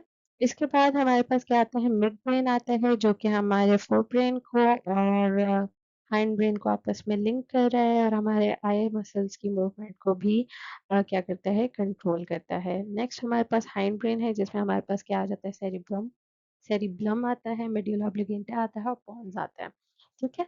और इसके बाद नीचे हमारे पास क्या आ जाता है, सारी इन्फॉर्मेशन जो है आपके ब्रेन से होते हुए कहाँ पे जाती है, आपके स्पाइनल कॉर्ड की तरफ जाती है, ठीक है? ह्यूमन ब्रेन जो है it's the most complex structure in the universe, ठीक है? और आप 100 कंप्यूटर्स भी ला के रख देना तो वो भी इतने कॉम्प्लिकेटेड नहीं होंगे जितना कॉम्प्लेक्स स्ट्रक्चर जो है आपका ह्यूमन ब्रेन का है and it is by far superior then any computer build. कितने भी कंप्यूटर आज तक के आगे हों, लेकिन ह्यूमन ब्रेन जो है सबसे ज़्यादा सुपीरियर है इनमें से, ठीक है? वो और बात है कि हमें अपने ब्रेन को ट्रेन करना पड़ता है चीज़ों के लिए। इवन आप कोई भी सॉफ्टवेयर भी इंस्टॉल करते हैं तो वो भी आपको जो है उसको रन करना पड़ता है, उसके ऊपर टेस्ट करने पड़ते हैं, उसको ट्रेन करना पड़ता है ताकि जब आप कोई कमांड दें उसके अकॉर्डिंगली वो एक्ट कर सके, ठीक है? सो मूविंग ऑन, अब आ जाते हैं जब इन्फॉर्मेशन सारी आपकी ब्रेन से होते हुए कहाँ पे जाती है, स्पाइनल कॉर्ड की तरफ जाती है। ये देखें जी, ये सेरिब्रम है, पोन्स, मेडुला ऑब्लिंगेटा से होते हुए कहाँ पे आ जाती है, स्पाइनल कॉर्ड में आ जाती है। स्पाइनल कॉर्ड क्या है, एक सिलेंडर है नर्वस टिश्यूज का, running from the base of the down to the back. ठीक है, मतलब आपकी पीछे बैक में आपकी गर्दन से होते हुए आपके पीछे नीचे बैक तक जाती है। It is protected by the backbone. Brain जो है, it links to the most of the body parts through spinal cord. Spinal cord के जरिए ये आपके हाथों की पार्ट्स की तरफ भी जाता है, आपके लंग्स की तरफ भी जाता है, आपके लेग्स की तरफ भी जाता है। तो many body parts are connected with brain through spinal cord. ठीक है, स्पाइनल कॉर्ड होगा तो वो आपकी ब्रेन के साथ बाकी सारी चीजें लिंक होंगी। अदरवाइज अगर स्पाइनल कॉर्ड नहीं होगा तो वो एक बीच का जो लिंक है वो टूट जाता है। ठीक है, आपके जो मैक्सिमम रिफ्लेक्स एक्शंस होते हैं वो कौन कंट्रोल करता है, आपका स्पाइनल कॉर्ड कंट्रोल करता है। फॉर एग्जांपल, जब आप किसी हॉट ऑब्जेक्ट को देखते हैं या हाथ लगाते हैं तो एकदम से अपना हाथ पीछे कर लेते हैं, तो ये रिफ्लेक्स एक्शन को कंट्रोल करने वाला कौन होता है, आपका स्पाइनल कॉर्ड होता है, जो कि मैक्सिमम मैक्सिमम आपकी सारी इंफॉर्मेशन जो है वो उसको आपके ब्रेन से लिंक करता है, आपको बताता है, ब्रेन बताता है आपका कि ये चीज़ गर्म है, तो spinal cord as a result आपके मसल्स को ऑर्डर देता है कि अपना हाथ पीछे कर ले। ठीक है? ये थोड़ा-सा स्पाइनल कॉर्ड का एक स्ट्रक्चर है, ग्रे मैटर होता है, व्हाइट मैटर होता है, ठीक है? और इसकी ये जो स्ट्रक्चर है, ये किस तरह से बना होता है, ये थोड़ा-सा इसका एक ओवरव्यू है। अब जी हम इसको डिस्कस कर लेते हैं डिटेल में स्पाइनल कॉर्ड के स्ट्रक्चर को। इस तरह से ये आपका जो है बैक की तरफ इस तरह से कुछ इसका स्ट्रक्चर होता है स्पाइनल कॉर्ड का। अगर हम इसको कट करते हैं बीच में से, तो ये वाली जो साइड है ऊपर की तरफ, ये किस तरह की नज़र आएगी? इसका ये डोर्सल व्यू है, ये सामने की तरफ का व्यू है, ये पीछे की तरफ का वेंट्रल व्यू है और ये साइड की तरफ का लेटरल व्यू है। ठीक है? टू वे कम्युनिकेशन होती है ब्रेन की आपकी रेस्ट ऑफ द बॉडी के साथ।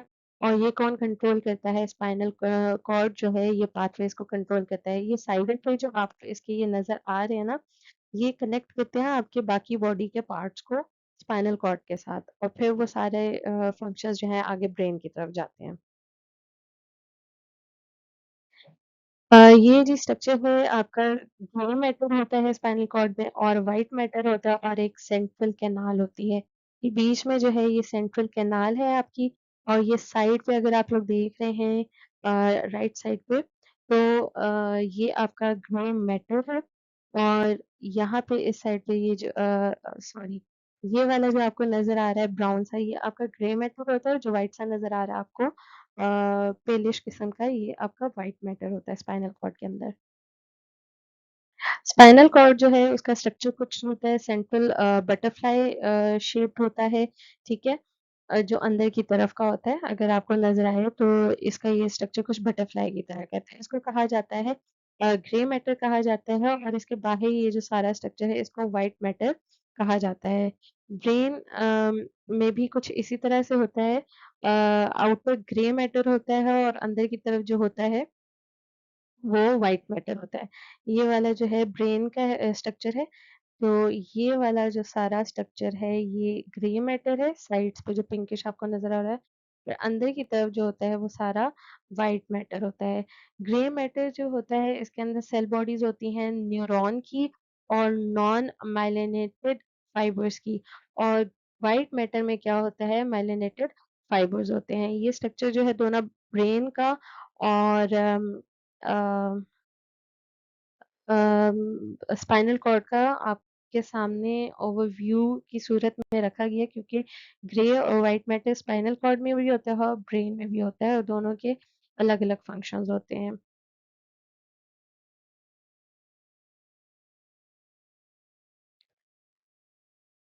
तो हम लोगों ने स्टडी कर लिया है सेंट्रल नर्वस सिस्टम को, जिसका नाम हमारे पास ब्रेन था और स्पाइनल कॉर्ड था। ठीक है, ब्रेन के अंदर हमने थ्री पार्ट्स पढ़े हैं, फोर ब्रेन, मिड ब्रेन और हाइंड ब्रेन।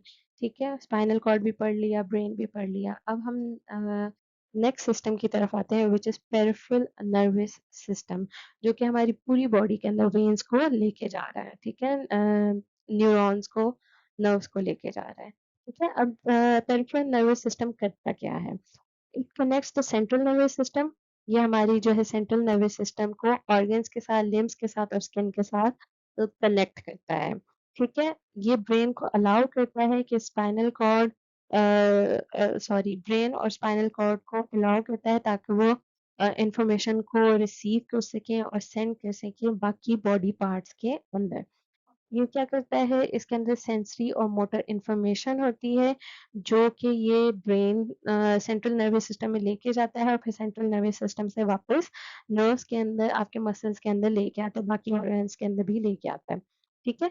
इसके अलावा क्या होता है, it regulates the involuntary body functions. जो आपकी बॉडी के अंदर इनवॉलेंटरी एक्शंस हो रहे होते हैं, जैसे हार्ट बीट होगी, ब्रीदिंग हो रही, इसको क्या करता है, रेगुलेट करता है ताकि अच्छे से आपकी बॉडी के अंदर फंक्शंस होते रहें। सेंट्रल नर्वस सिस्टम अब क्या है जी, it is a system of nerves. सारी इसके अंदर क्या होती है, नर्व्स होती हैं जो कि लिंक होते हैं डिफरेंट बॉडी पार्ट्स को ब्रेन के साथ। नर्व क्या है, नर्व जो है it contains many fibres of sensory neurons. इसके अंदर नर्व के अंदर सेंसरी न्यूरॉन्स होते हैं, मोटर न्यूरॉन्स होते हैं, और इन दोनों को प्रोटेक्ट करता है कनेक्टिव टिश्यू। ठीक है? इनके बीच में जो है इंटर न्यूरॉन्स होते हैं। ठीक है? अब 2 तरह की हमारे पास नर्व्स हैं, एक क्रेनियल नर्व्स है और एक स्पाइनल नर्व्स हैं। क्रेनियल नर्व्स जो हैं, जो वो ब्रेन्स जो आपके ब्रेन से आ रही होती हैं, ठीक है? और स्पाइनल नर्व्स वो होती हैं जो कि आपके स्पाइनल कॉर्ड से आ रही होती हैं। क्रेनियल नर्व्स जो है 12 इन पेयर्स होती हैं, एंड स्पाइनल नर्व्स जो हैं दे आर 31 इन पेयर्स। इसमें अगर आप डायग्राम में भी देखें तो वो ऊपर वाली जो ब्रेन की तरफ है ये सारी क्रेनियल नर्व्स हैं, और ये नीचे की तरफ जितनी भी सारी नर्व्स हैं दीज आर स्पाइनल नर्व्स। अच्छा जी, सबसे पहले हम स्टडी कर लेते हैं क्रेनियल नर्व्स को। क्रेनियल नर्व्स जो होती हैं, हमारे पास 12 पेयर्स होते हैं क्रेनियल नर्व्स के। ये कैरी करती हैं सेंसरी इंफॉर्मेशन को, मोटर न्यूरॉन्स को, और जो भी आपकी ऑटोमेटिक कोई भी इंफॉर्मेशन जो ब्रेन से आपकी नर्व्स के अंदर स्टोर होती है। इसकी कुछ एग्जांपल्स हमारे पास हैं। ऑल्फैक्टरी नर्व है जो कि स्मेल से रिलेटेड है।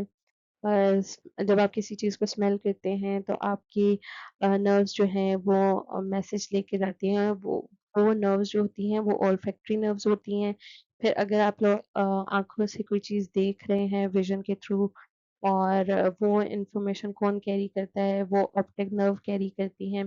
फिर वेगस नर्व्स हैं जो इनोवेट्स करती हैं इंटरनल ऑर्गन्स जितनी भी आपकी, उसके जो भी इन्फॉर्मेशन कैरी करेंगी वो ये वेगस नर्व्स कैरी करेंगी।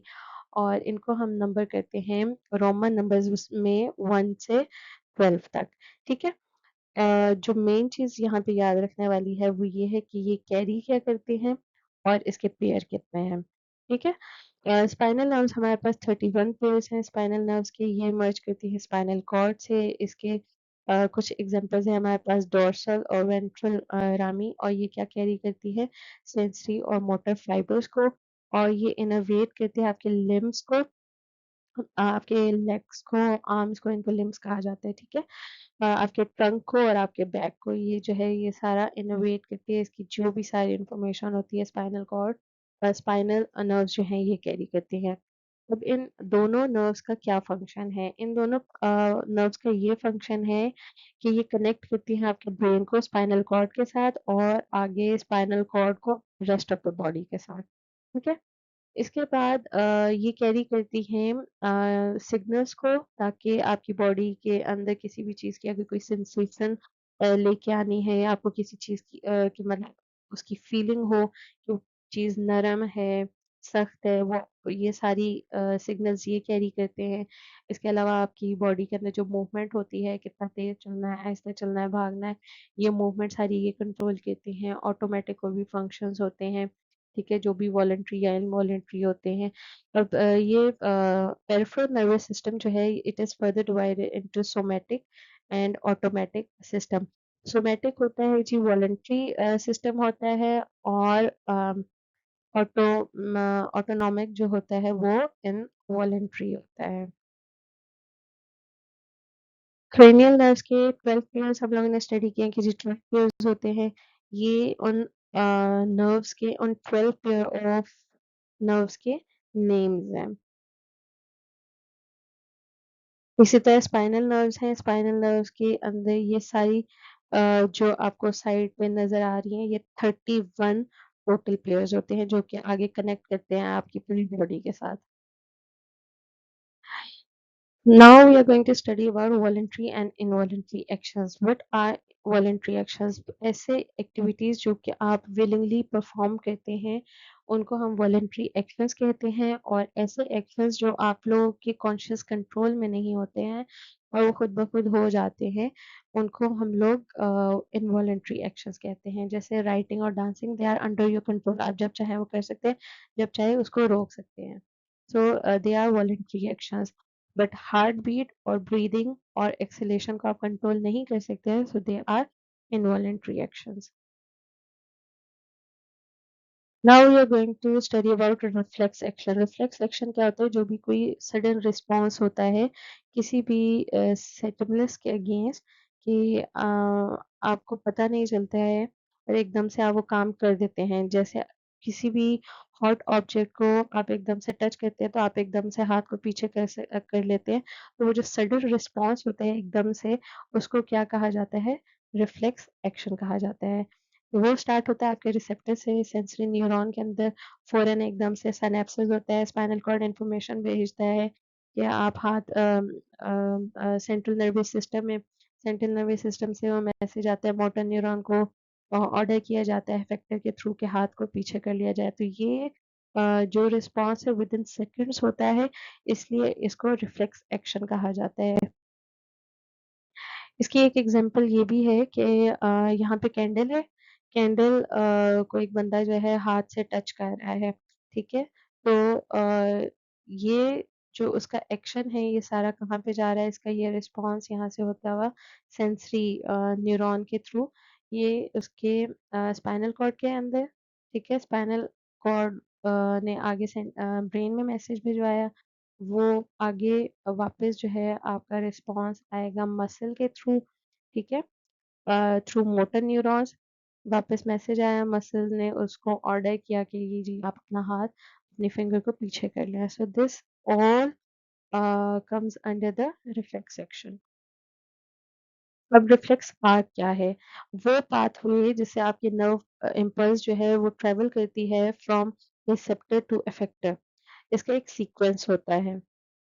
ठीक है, आपने हाथ तो पीछे कर लिया, लेकिन मतलब आपने किसी गर्म चीज़ के ऊपर आपने हाथ रखा और एकदम से हाथ को पीछे कर लिया, तो दिस इज़ रिफ्लेक्स एक्शन। लेकिन उसका जो सीक्वेंस होता है, उसका जो पाथवे होता है, उसको रिफ्लेक्स आर्क कहा जाता है। इसका सीक्वेंस जो है वो आप लोगों ने अच्छे से याद रखना है। सबसे पहले क्या है? सेंस ऑर्गन है जो कि रिसेप्टर है। वो कहाँ पे उस मैसेज को लेके जा रही है? सेंसरी न्यूरॉन के थ्रू सेंट्रल नर्वस सिस्टम में, जहाँ पे इंटरन्यूरॉन जो है आगे मैसेज लेके जाएगा मोटर न्यूरॉन में, और मोटर न्यूरॉन से वो कहाँ पे जाएगा? इफेक्टर में, जो कि आपके मसल्स होंगे या ग्लैंड होंगे। अगर यहाँ पे आप ये पिक्चर पे देखिए, तो रिसेप्टर ने क्या किया है? यहाँ पे स्टिमुलस को रिसीव किया है। सेंसरी न्यूरॉन उस मैसेज को कन्वे करते हुए सेंट्रल नर्वस सिस्टम में लेके जा रहे हैं। इंटरन्यूरॉन ने वो मैसेज सेंट्रल नर्वस भिजवा के वापस कहाँ पे लेके आए हैं?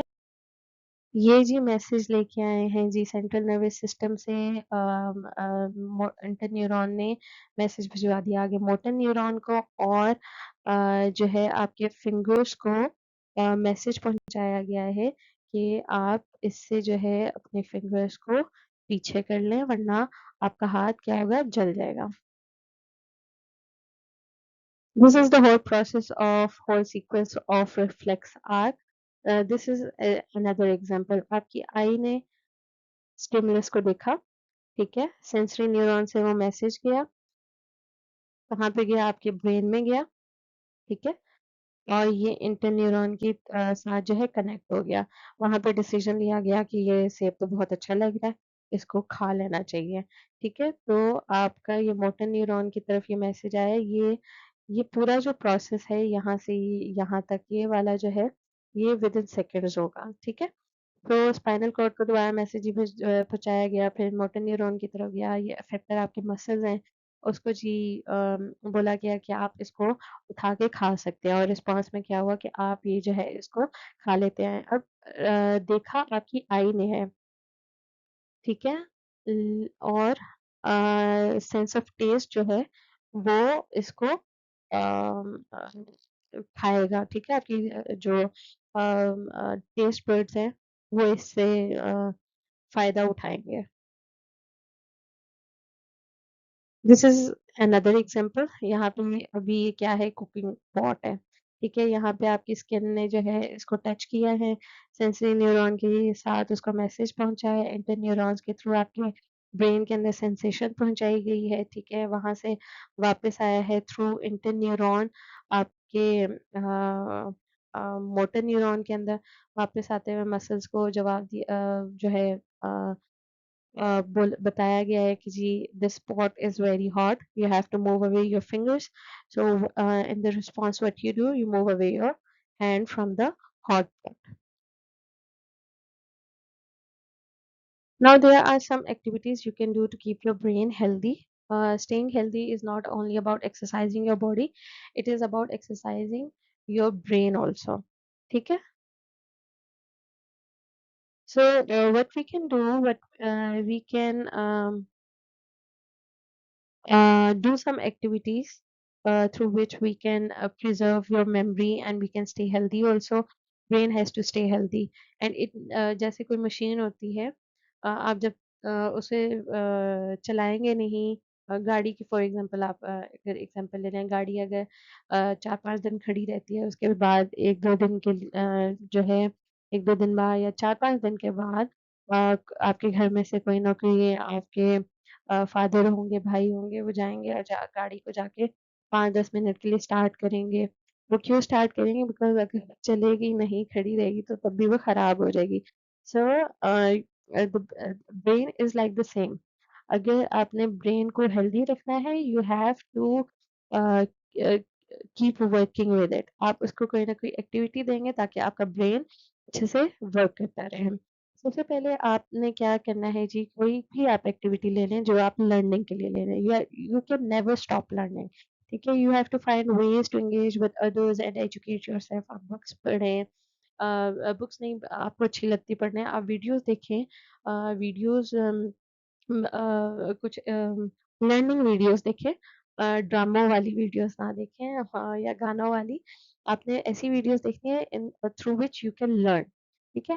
Question answers you have to put yourself in some such kind of situations जिसमें you have to think a lot. You have to put yourself in the situations which on which you have to think कि यार ये ऐसे करूँगा तो क्या होगा, ऐसे करूँगी तो क्या होगा, ठीक है? You have to try something new, कोई ना कोई नई चीज़ आपने ट्राई करनी है जिससे आपका ब्रेन जो है लर्न करे और ग्रो करे, ठीक है? इसके अलावा आपने डिबेट करनी है, ठीक है? लोगों के साथ आप लोगों ने अगर आपका एक पॉइंट ऑफ व्यू है, आपने उसको जाके अपने पेरेंट्स के साथ, भाई के साथ, बहन के साथ उसको डिस्कस करना है, लेकिन फिर उस पे गुस्सा नहीं करना है। अगर उनका पॉइंट ऑफ व्यू आपसे डिफरेंट है, so let it be, it doesn't matter. आपने जो है उस चीज़ पे गुस्सा नहीं करना है, आपने उनके साथ डिबेट करनी है, because a healthy debate forces you to think. हो सकता है दूसरा बंदा भी वो सही बात कह रहा हो, तो it will force you to think, ठीक है? इसके अलावा आपने कुछ ऐसी एक्सरसाइज़ेज़ होती हैं जिससे आपका जो ब्लड फ्लो होता है ब्रेन में, वो इंक्रीज़ होता है और आपके ब्रेन को मोर एफिशिएंट बनाता है। तो आप एक्सरसाइज़ करें, कुछ छोटी-मोटी एक्सरसाइज़ करें, एनी फॉर्म ऑफ एक्सरसाइज़, ठीक है? वॉकिंग कर लें, रनिंग कर लें, स्किपिंग कर लें, साइक्लिंग कर लें, किसी भी तरह की एक्सरसाइज़ जो कि जिससे जो है आपका ब्लड फ्लो जो है ब्रेन में वो ज़्यादा हो, that will make your brain more efficient. इसके अलावा आप स्ट्रेस को रिड्यूस करें, ठीक है? कुछ ऐसी एक्टिविटीज़ करें जिससे जो है आपका स्ट्रेस रिलीफ़ हो, ज़्यादा आपको स्ट्रेस ना हो किसी चीज़ से। फॉर एग्ज़ाम्पल आप पेंटिंग कर सकते हैं, योगा कर सकते हैं, प्रे कर सकते हैं, माउंटेन हाइकिंग कर सकते हैं, ग्राउंड में जाके फील्ड गेम्स जो होती हैं वो ज़्यादा ट्राई कर सकते हैं, जैसे क्रिकेट हो गया, हॉकी हो गया। इसके अलावा और भी ऐसी गेम्स हैं जिसके अंदर टूल्स वगैरह नेसेसरी नहीं होते हैं, ठीक है? लूडो वगैरह हो गई, इसमें क्या होता है आपका ब्रेन चलता है। So it reduces your stress also, so you can play that kind of that kinds of games also. Now, this is very important. This next point is, notice the details whenever you are going to other places. you have you have to observe the sites. आपने sites को observe करना है, जगह किस तरह की है, वहाँ पे फूल कैसे हैं, वहाँ पे sounds कैसी है। और जब आप वापस आते हैं तो जो भी आपके साथ बंदा होगा आपने उसको आके बताना है, तुम्हें पता है मैं जहाँ पे गई थी वहाँ पे इस तरह का नज़ारा था, इस तरह का नेचर था, इस तरह के दरख्त थे, वहाँ पे लोग ऐसे थे, लोग इस तरह से बातें कर रहे थे। ठीक है? तो जब आप चीज़ों को ऑब्ज़र्व करते हैं तो you train your brain in observation skills. ठीक है? इसके अलावा रीडेकोरेट कर सकते हैं आप अपने घर को, आप घर की वॉल को पेंट कर सकते हैं, फर्नीचर को रीअरेंज कर सकते हैं, पिक्चर्स को हैंग कर सकते हैं। तो these are few of the activities which can help you to keep your brain healthy. These are some of the other ways to keep your brain healthy also. आपने learn करना है, जो हम लोगों ने सबसे पहली चीज जो डिस्कस की है, you have to keep your brain busy. मतलब अपने ब्रेन को फारिग नहीं छोड़ना है। You have to keep your brain busy in learning new and exciting things. Exercise आपने करना है, कार्डियोवैस्कुलर एक्सरसाइजेस करें, एक्टिविटीज करें। अपने मेंटल हेल्थ को आपने बहुत उसकी टेक केयर करनी है, अपने आप को एंगेज करना है सेल्फ केयर के अंदर। अपने सोशली लोगों से आप कनेक्ट करने, जब आप सोशली लोगों के साथ कनेक्ट होते हैं तो उनके बारे में आपको बहुत कुछ नया सीखने को मिलता है। You have to stay in touch with your family and your friends. New habit जो है ना, एक ही हैबिट नहीं रखनी है, हमें अपनी हैबिट्स को जो है ना कल्टीवेट करना है, हेल्दी हैबिट्स को अपनाना है, अपने आप को मेंटली चैलेंज करना है एक्टिविटीज के अंदर। बहुत सी एक्टिविटीज होती हैं जो कि मेंटली आप अपने आप को चैलेंज कर सकते हैं उससे। क्रॉसवर्ड्स होते हैं, ठीक है? इस तरह की बहुत सी एक्टिविटीज आपको, इवन आप ऑनलाइन भी जाएंगे तो आपको ऑनलाइन भी मेंटली चैलेंजिंग एक्टिविटीज मिल जाएंगी, जिससे आपका you you keep your working on with your brain. एक दफा हम वो चीज गलत करेंगे, दो दफा करेंगे, तीन दफा करेंगे, but when you adapt that habit of learning and challenging brain, फिर आहिस्ता आहिस्ता आपका ब्रेन ट्रेन होगा तो वो खुद ब खुद जो है विद इन सेकेंड्स उस चीज़ को सॉल्व करेगा। फिर आपने कुछ टाइम ऐसा लेना है, आपने ब्रीदिंग करनी है, ठीक है? स्लो ब्रीदिंग एक्सरसाइजेस करनी है, इससे जो है वो ऑक्सीजन जो है ज़्यादा एब्जॉर्ब होती है आपके ब्रेन के अंदर। आपने पानी जो है 8 से 10 ग्लास पानी पीना है, आपने अलर्ट रहने के लिए। और आपने कभी भी अपने मील्स को स्किप नहीं करना है, वेल बैलेंस्ड डाइट रखनी है। और मैक्सिमम आपने जो स्लीपिंग अपनी रखनी है ना, 7 to 9 आवर्स जो अपना डेली सोना है। और ये नहीं हो कि आप लोग एग्जाम की टेंशन में 4-5 घंटे सोना शुरू कर दें, तो वो that will be unhealthy for your brain. तो आपने अच्छे से अपने जो टाइम टेबल आपने बनाना है वो अच्छे से टाइम टेबल बनाएं, ताकि आपके स्लीपिंग आवर्स भी जो हैं वो डिस्टर्ब ना हो, आपके लर्निंग आवर्स जो हैं और जो है ब्रेन एक्टिविटीज हैं वो भी आपके आवर्स जो हैं उसके डिस्टर्ब ना हो। तो make your time table and do interesting things in your holidays, in your weekends, ताकि आप अच्छे से जो है अपने ब्रेन को healthy. So this was this was all. I hope कि आप लोगों को अच्छे से ये यूनिट समझ आ गया होगा and you will connect your brain with other activities, challenge your brain with in the other activities। अच्छे से आप अपने जो है हॉलीडेज को, अपने वीकेंड्स को यूटिलाइज करेंगे और अच्छे से इस यूनिट को प्रिपेयर करेंगे, लर्न करेंगे। डायग्राम्स की आप लोगों ने अच्छे से प्रैक्टिस करनी है, ताकि आप लोगों को किसी भी किस्म की कोई भी कंफ्यूजन ना हो। अगर आपको डायग्राम आती है और डायग्राम को समझ लेते हैं आप लोग, तो आप लोग अच्छे से खुद से उस टॉपिक की एक्सप्लेनेशन भी लिख सकते हैं। तो anyways, will meet in the next video. अल्लाह हाफिज।